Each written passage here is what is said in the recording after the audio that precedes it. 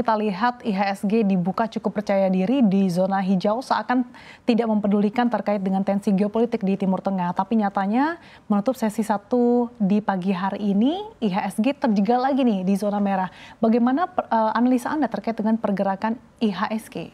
Sebenarnya kalau kita melihat pergerakan IHSG cenderung mix ya. Memang di awal sesi itu menguat menghijau, tetapi di akhir sesi 1 kembali ke zona merah dan itu hanya tipis sekali 0,01%. Jadi saya rasa pergerakannya masih relatif stabil dan kita masih mencermati bahwa pelaku pasar saat ini cenderung ke mode wait and see ya. Karena kita melihat baik dari domestik maupun dari eksternal ini banyak data genting yang kita nanti.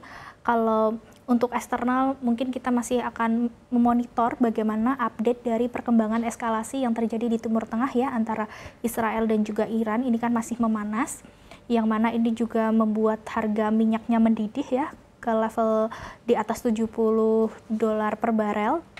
Kemudian kita juga mencermati bagaimana di pekan ini akan ada 8 negara yang akan bersama-sama mengumumkan soal suku bunga dan paling penting itu ada dari Amerika, China, kemudian dari Indonesia sendiri dan kita juga memonitor Jepang ya, itu cukup penting karena pasar di sana sedang mengalami krisis obligasi. Kemudian kalau dari domestik sendiri, ini kan sudah tinggal mungkin menghitung hari akan ada libur anak sekolah ya. Jadi liburannya kan cukup panjang, bisa 2-3 minggu ya. Itu mungkin akan memicu adanya taking profit. Jadi memang mode wait and see ini masih cukup akan dirasakan beberapa hari, jadi mungkin kita harus siap dengan goncangannya seperti itu. Untuk mode wait and see yang akan terjadi juga pada hari ini, untuk level support dan resistance yang patut diperhatikan investor untuk mungkin nanti sesi kedua nanti? Sebenarnya kita mencermati bahwa support itu di 7.000-an, tetapi memang level sekarang itu kan masih bertahan 7.100, 7.200 ya, jadi saya rasa di level yang stabil sekarang ini rasanya support kuat masih di 7.000 begitu dan untuk resisten ya kita amati di 7.300-an. Dan kita melihat bahwa IHSG sebenarnya ya dari bottoming di sekitar bulan Mei, waktu itu awal ada tarif resiprokal diumumkan, sampai dengan saat ini tuh sudah naik sekitar lebih dari 10%. Jadi koreksi yang terjadi di awal Juni itu saya rasa cukup normal ya, walaupun ada ketegangan geopolitik gitu.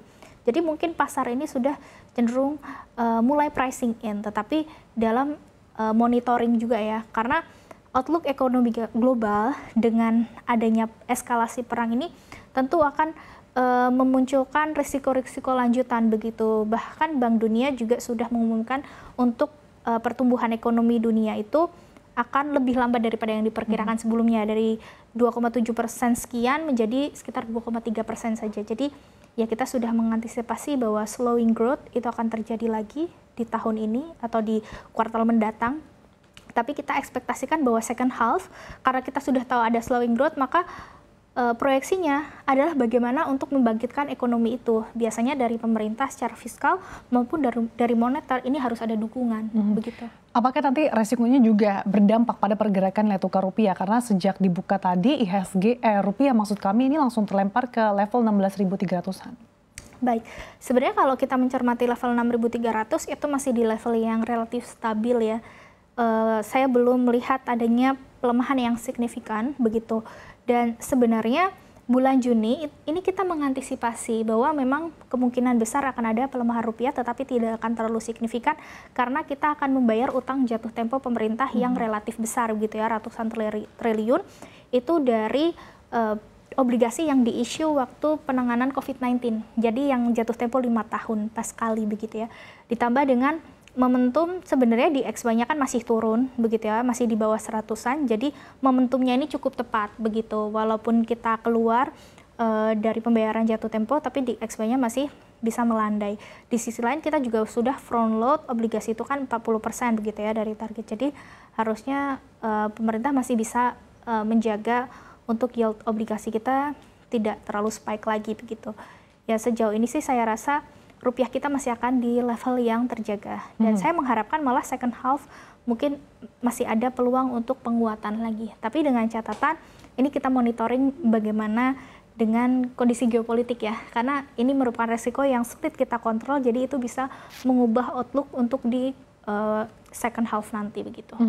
Nah, tapi untuk dalam jangka pendek, apakah dengan sentimen pembayaran utang luar negeri, kemudian ditambah lagi dengan tensi geopolitik, ini rupiah akan semakin dalam, mungkin bisa menembus 16.500-an kembali?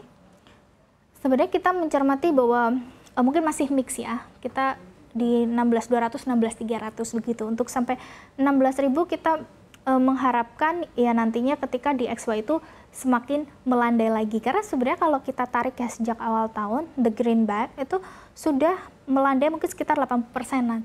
Tetapi rupiah itu kan belum secepat itu. Jadi seharusnya kalau secara fundamental sama, itu harusnya akan mengikuti. Dan sebenarnya juga pemerintah itu kan melakukan intervensi ya. Ada KLM, kemudian memakai cadangan devisa juga begitu. Jadi saya rasa intervensi dari rupiah itu masih akan meredam untuk ya resiko pelemahan rupiah jika nanti ada pembayaran utang jatuh tempo. Apalagi di pekan ini ya, itu dari korporasi sendiri ada banyak aksi korporasi, mau itu RUPS sampai pembagian dividen. Bahkan ada ratusan emiten yang akan melakukan RUPS. Jadi kita mencermati bahwa dalam mata acara RUPS itu kan biasanya ada pembahasan untuk pembagian dari laba bersih tahun sebelumnya. Dan itu yang dinanti-nantikan investor adalah dividen.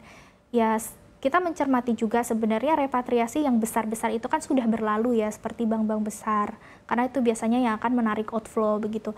Tapi dengan adanya RUPS yang lumayan banyak, sampai ratusan, kita juga perlu cermati bahwa kemungkinan repatriasi bisa terjadi.